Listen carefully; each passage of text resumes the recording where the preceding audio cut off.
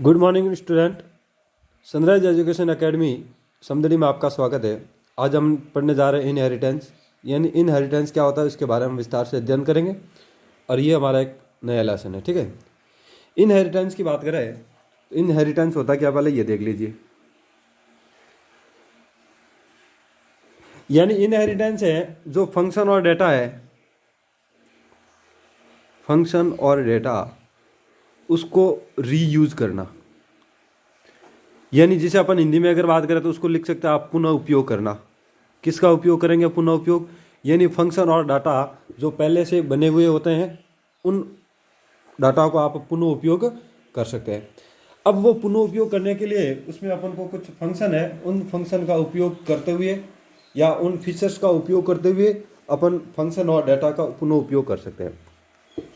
अब पुनः उपयोग की बात करें, अब अगर कोई जैसे फंक्शन और डेटा है उसका आप पुनः उपयोग क्यों करते हैं, या फिर अपन ये लिख सकते हैं कि रीयूज क्यों करते हैं।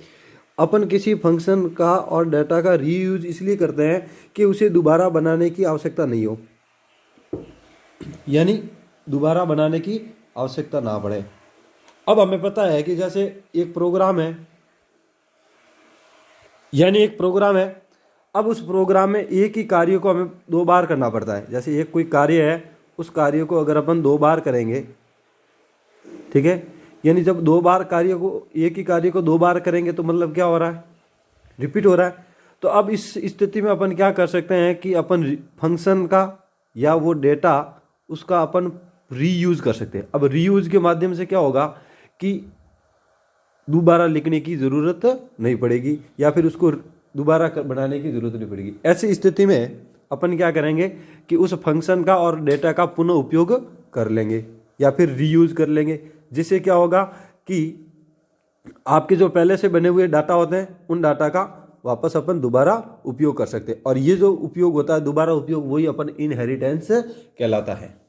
फिर अगर दूसरे भाषा में बात करें अपन, अब एक चीज़ और होती है कि इसके अंदर ये होता है कि जो पहले से कोई क्लास बनी हुई होती है ऑलरेडी, ठीक है, जैसे मान लो आपने एक क्लास बनाई थी, पॉइंट नाम की पहले से ही क्लास बना रखी थी, ठीक है, तो इसमें यह कहता है कि जो पहले से ऑलरेडी बनी हुई क्लास होती है उस क्लास के माध्यम से एक न्यू क्लास बनाना। यानी पहले से कोई एक क्लास बनी हुई है और उसी क्लास से नई क्लास बनाने के लिए इनहेरिटेंस किया जाता है। जब एक क्लास बनी हुई होती है और उस क्लास के माध्यम से जब न्यू क्लास बनाते हैं या न्यू क्लास बनाते हैं तो उसको अपन इनहेरिटेंस कहते हैं। और इसी प्रक्रिया को अपन क्या कहते हैं? इनहेरिटेंस। ठीक है, अब इसमें जब इनहेरिटेंस कहते हैं तो जब इसमें अब इनहेरिटेंस का उपयोग क्यों करते हैं आपके दिमाग में आता है। तो देखो सीधी सी बात है कि जब किसी फंक्शन को दोबारा लिखने की आवश्यकता नहीं पड़ती है तो इसका मतलब क्या होगा कि दोबारा किसी फंक्शन को दोबारा नहीं लिखेंगे तो क्या हो जाएगा, जितना समय हमें प्रोग्राम में बनाने में लगा था शुरुआती, वो टाइम हमारा यहाँ पर सेव हो जाएगा। क्यों होगा कि हम उस फंक्शन को बनाने में जितना समय लगा था वो समय वापस अपने दोबारा जब न्यू फंक्शन बनाएंगे उसमें उतना ही लगेगा। लेकिन हम क्या करेंगे कि उस फंक्शन को वापस लिखेंगे नहीं, उस फंक्शन को क्या करेंगे? वापस नहीं लिखेंगे, उसकी जगह अपन क्या करेंगे? इनहेरिटेंस का उपयोग करेंगे। और इनहेरिटेंस के माध्यम से क्या होगा कि समय की बचत हो जाएगी हमारे, यानी टाइम है वो सेव हो जाएगा और टाइम के साथ साथ एनर्जी भी सेव हो जाएगी। ठीक है, तो मतलब इसमें इनहेरिटेंस का उपयोग है वो समय की बचत और ऊर्जा का उपयोग करना, यानी उसमें आपके समय बच जाएगा और ऊर्जा भी बच जाएगी। अब इसमें क्या होता है कि जो पहले से कोई क्लास तैयार है, ठीक है, और उस जो पहले से तैयार क्लास है उसको अपन क्या किस नाम से जान सकते हैं, यानी पहले से जो ऑलरेडी अगर कोई क्लास रेडी है तो उस क्लास को आप न्यू क्लास के नाम से, जैसे न्यू क्लास तो हमने देख ली न्यू क्लास बनाई जाती है। अब न्यू क्लास में तो जो पहले से क्लास तैयार है उस क्लास को अपन बेस क्लास क्या कह सकते हैं? Base class. फिर उसके बाद एक और चाइल्ड क्लास और फिर या फिर उसको अपन, ठीक है, यानी पहले से जो तैयार क्लास है उसको बेस क्लास, बेस क्लास के अलावा पेरेंट क्लास और पेरेंट क्लास के अलावा सुपर क्लास के नाम से भी इसको जाना जाता है। तो देखो इधर ध्यान देना कि जो पहले से ऑलरेडी कोई क्लास बनी हुई है तो हमने ये देखा जब पहले से कोई क्लास बनी हुई होती है तो उस क्लास से जब न्यू क्लास बनाते हैं तो उस प्रक्रिया को अपन इनहेरिटेंस कहते हैं। ये चीज समझा हमने। लेकिन जब ये कहते हैं कि जो पहले से क्लास बनी होती है तो उस क्लास को किस नाम से जानता है, तो उस क्लास को आप बेस क्लास कह सकते हो, उस क्लास को आप पेरेंट क्लास भी कह सकते हो, और उस क्लास को आप सुपर क्लास भी कह सकते हैं। ठीक है नहीं, कि जो पहले से ऑलरेडी क्लास हमारे प्रोग्राम में बनी हुई होती है तो उस क्लास को किस नाम से जाना जाएगा। तो हमने देखा जो पहले से बनी हुई क्लास है उसको 3 नाम से जानते हैं, बेस क्लास, पेरेंट क्लास और सुपर क्लास। अब क्या होता है कि जो नई क्लास बनाई जाती है, ठीक है, जैसे उस क्लास के माध्यम से ये जब न्यू क्लास बनाई जाती है तो उस न्यू क्लास को किस नाम से जान लेंगे। तो जो न्यू क्लास होती है उसको अपन ड्राइव्ड क्लास, ठीक है, फिर उसके बाद चाइल्ड क्लास, और फिर उसके बाद सब क्लास के नाम से जानते हैं। ठीक है, तो हमने देखा कि जैसे कोई क्लास है और उस क्लास के माध्यम से न्यू क्लास बनाना इनहेरिटेंस कहलाते हैं, लेकिन पहले से जो क्लास बनी हुई थी उसके 3 नाम है, बेस क्लास, पेरेंट क्लास और सुपर क्लास, और जो न्यू क्लास बनी हुई है उसको अपन ड्राइव्ड क्लास, चाइल्ड क्लास और सब क्लास के नाम से जाना जाता है। ये रहेगा अपना इनहेरिटेंस का इंट्रोडक्शन, और इसको अपन अध्ययन करते हैं। ठीक है, तो देखो कि ए फंक्शन और data type can be reused in C++ so that it does not need to be created again, यानी इसको दोबारा बनाने की आवश्यकता नहीं होगी। अब ये दोबारा कब नहीं बनाएंगे कि जब किसी C++ में कोई फंक्शन और डाटा टाइप है और उस फंक्शन या डाटा टाइप का आप पुनः उपयोग करना चाहते हैं, यानी रीयूज्ड, अगर रीयूज्ड करना चाहते हो तो उसके लिए फिर आपको दोबारा लिखने की ज़रूरत नहीं है। किसको? डेटा टाइप और फंक्शन को दोबारा लिखने की कोई ज़रूरत नहीं है, और उसका आप पुनः उपयोग नहीं करेंगे। देखो C++ में किसी फंक्शन या डेटा टाइप को, कोई फंक्शन और डेटा टाइप है और उसका अगर आपको पुनः उपयोग किया जा सकता है, जिससे उसे दोबारा बनाने की आवश्यकता नहीं है। अब उसका पुनः उपयोग क्यों कर रहे हैं अपन, कि हमें वही फंक्शन और वही डेटा टाइप जिसका अपन दोबारा उपयोग नहीं कर सकते। बात क्लियर। दूसरा इसका फीचर्स की बात करें तो अब देखो, this features new class can be created, जब अपन न्यू क्लास क्रिएट करते हैं तो यूजिंग प्री डिफाइंड क्लासेज, जो पहले से ही बनी हुई होती है, यानी न्यू क्लास कौन सी होती है, जो पहले से ही बनी हुई होती है। अब देखो, this process is known as inheritance, यानी जिससे पहले से बनी हुई क्लास है और उस क्लास से अगर कोई न्यू क्लास बनती है, किससे बनती है, नहीं, new class can be created using our predefined class, यानी पहले से जो परिभाषित क्लास है और उस क्लास से न्यू क्लास बनाते हैं तो उसी प्रक्रिया को इनहेरिटेंस कहते हैं। तो देखो कि इस फीचर्स के द्वारा जो पहले से बनी हुई है, यानी पहले से बनी हुई क्लास को किस नाम से जाना जाएगा, प्री डिफाइंड क्लासेज।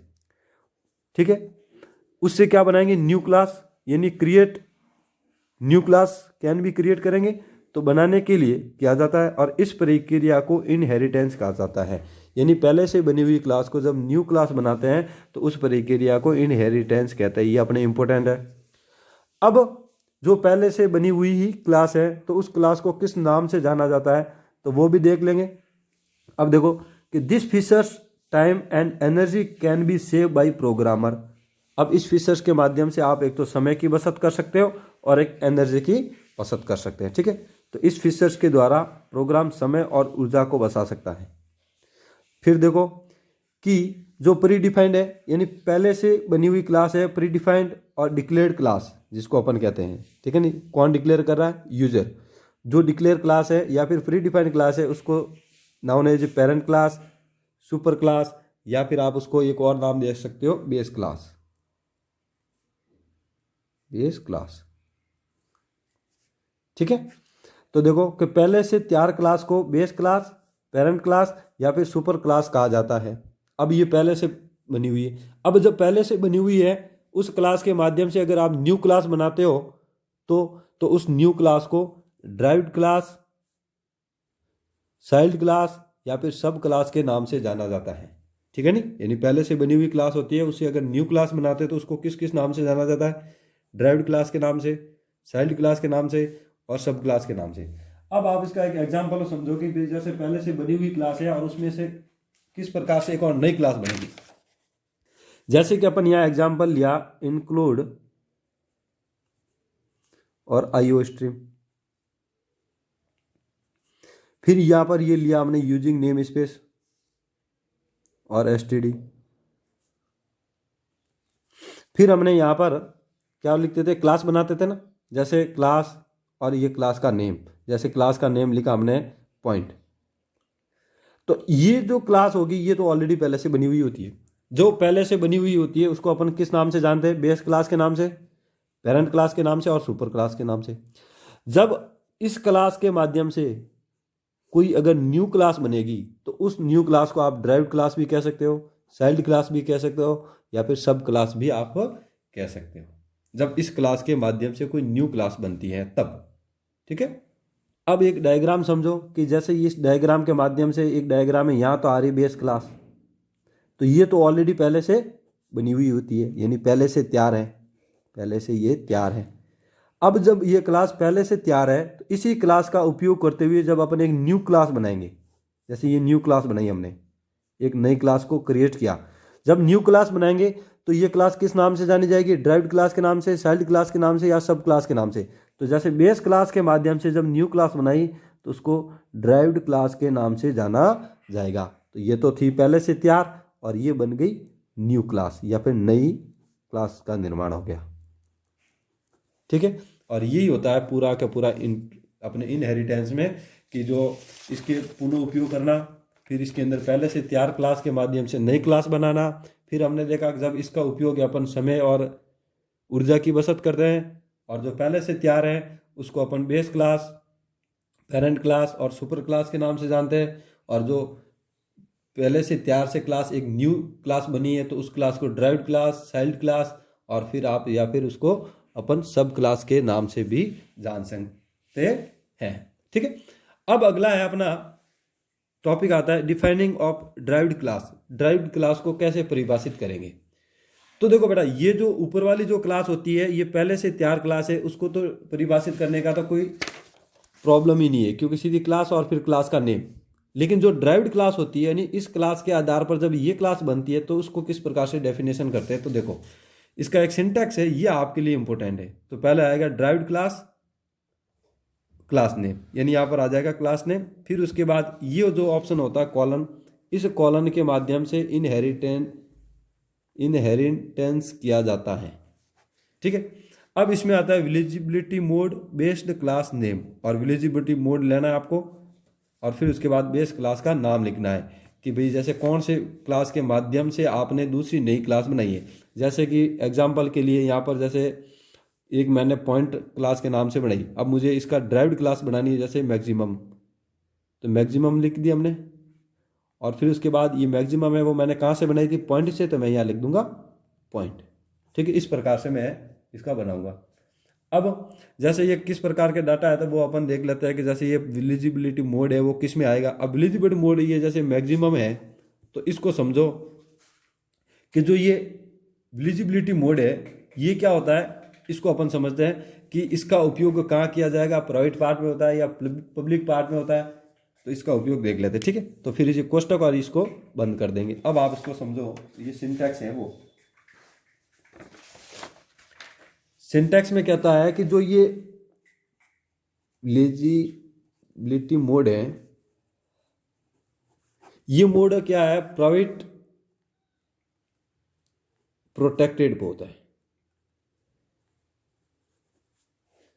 अब ये प्राइवेट प्रोटेक्टेड होता है, इसका मतलब क्या होता है, जो डाटा हम प्राइवेट पार्ट में डिक्लेयर कर रहे थे, तो जब प्राइवेट फंक्शन का उपयोग ना करके जब हम उसको डिक्लेयर कर रहे थे तो क्या होता है, डिफॉल्ट बाई प्राइवेट होते थे ना, जो हमने 7 चैप्टर 6 चैप्टर में हमने देखा था कि आप उसका प्राइवेट का उपयोग ना करके कर सकते हैं। ठीक है, और ये जो विलिजिबिलिटी मोड होता है यही पब्लिक होते हैं। तो इसका मतलब क्या हुआ कि आप इसमें प्राइवेट प्रोटेक्ट भी कह सकते हो और पब्लिक भी कह सकते हो। अब इसका जो डिफॉल्ट होता है,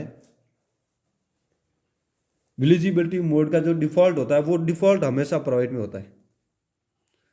जब डिफॉल्ट नहीं है तो ये दोनों तो पब्लिक और प्राइवेट में होता है, लेकिन इसका जो डिफॉल्ट मोड होता है वो हमेशा प्राइवेट में ही मिलेगा। अब ये कहता है कि बेस क्लास के जो फीचर्स की बात करें अपन इसी में, यानी इस बेस क्लास के फीचर्स की बात करें तो बेस क्लास का जो फीचर्स होता है वो तो एक तो प्रोटेक्टिव होता है, यानी सुरक्षित भी मान लो आप उसको, या फिर वो पब्लिक भी होता है। ठीक है, या फिर आप ये मान लो कि वो एक प्राइवेटली भी है, यानी वो प्राइवेट भी है। देखो, प्रोटेक्ट भी है, पब्लिक भी है, प्राइवेट भी है। कौन सी, बेस क्लास। अब बेस क्लास के माध्यम से जब अपन ड्राइव्ड क्लास बनाएंगे, जब बेस क्लास के माध्यम से ड्राइव्ड क्लास के द्वारा तब अपन इनहेरिटेंस करेंगे। किसको? बेस क्लास के माध्यम से ड्राइव्ड क्लास को जब इनहेरिटेंस करेंगे तो जो भी ये बेस क्लास होगी वो बेस क्लास को पब्लिक और प्रोटेक्टेड मेंबर, जो बेस क्लास के पब्लिक और प्रोटेक्टेड मेंबर है वो किस में चले जाएंगे? ड्राइव्ड क्लास के प्राइवेट मेंबर बन जाते हैं। यानी ये कहता है कि जब अपन विजिबिलिटी मोड यानी डिफॉल्ट मोड हमेशा प्राइवेट रहता है। अब जो बेस क्लास होती है वो कैसी होती है? प्रोटेक्टली पब्लिक और प्राइवेट होती है। जब बेस क्लास को अपन ड्राइव्ड क्लास के द्वारा अब उसको इनहेरिटेंस करेंगे, यानी बेस क्लास को किसके द्वारा? ड्राइव्ड क्लास के द्वारा जब इनको इनहेरिटेंस करेंगे तो जो बेस क्लास के जो पब्लिक और प्रोटेक्टेड मेंबर है, अब बेस क्लास के पब्लिक और प्रोटेक्टेड मेंबर कौन से होंगे? जो अपने प्रोग्राम में जैसे इस प्रकार से डिक्लेयर करते हैं, जैसे इंटीजर एक्स और वाई, तो ये तो हो जाएंगे प्राइवेट और पब्लिक हो जाएंगे। फिर उसके बाद पब्लिक लिखते हैं और फिर यहाँ पे लिखते हैं जैसे वॉइड, फिर उसके बाद गेट डाटा, और फिर उसके बाद लिखते हैं integer a comma integer B. तो ये क्या होता है? इनके पब्लिक मोड होंगे। तो जो ये इसके पब्लिक और प्रोटेक्टेड मेंबर हैं वो जो किसके? बेस क्लास के वो वापस ड्राइव्ड क्लास के भी प्राइवेट मेंबर बन जाएंगे। ठीक है। अब क्या होता है कि जो बेस क्लास है, ठीक है, जो चीजें बेस क्लास के जैसे पब्लिक मेंबर है, तो ये पब्लिक मेंबर है जो अपने ड्राइव्ड क्लास के भी पब्लिक मेंबर बन जाएंगे। ठीक है नहीं?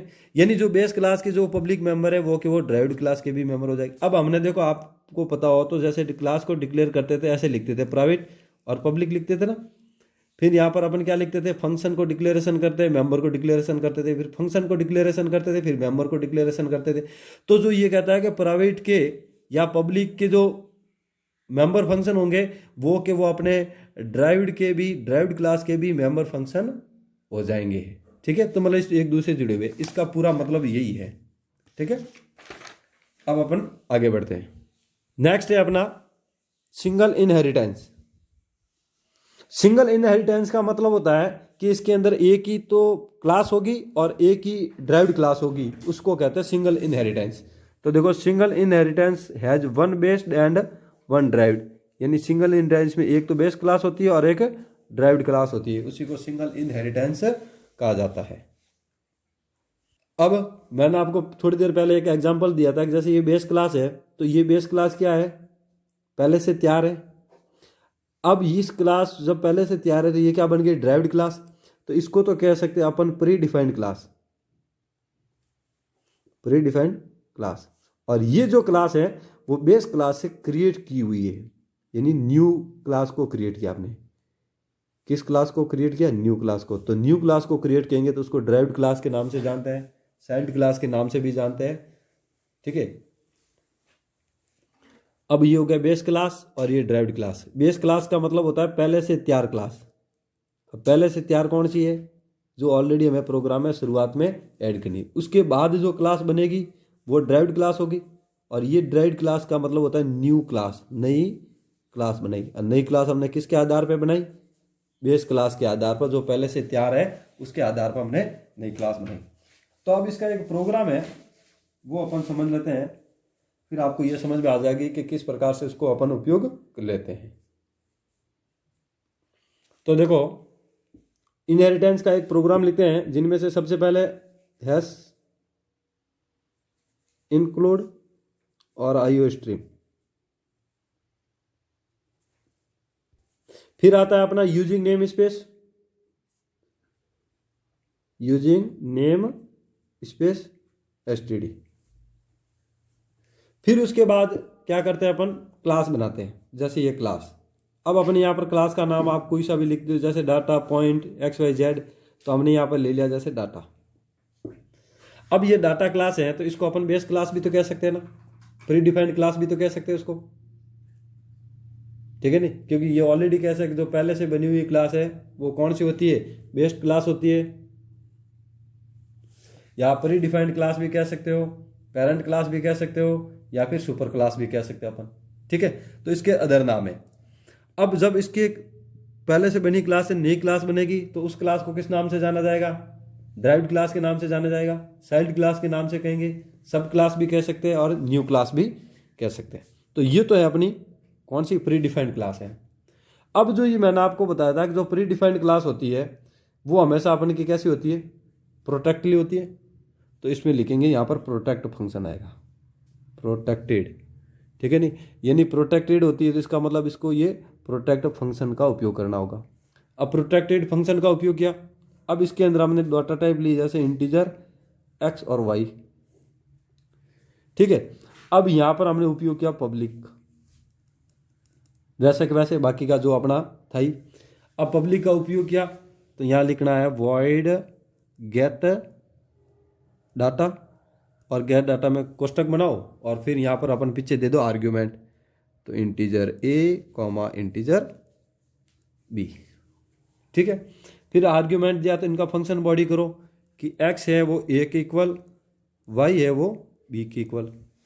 ठीक है, अब नेक्स्ट, जब वॉइड डाटा कर दिया तो अब क्या करना है अपन को, शो करना है। तो फिर लिखो वॉइड शो, और पीछे क्या लिखना है आपको, वॉइड।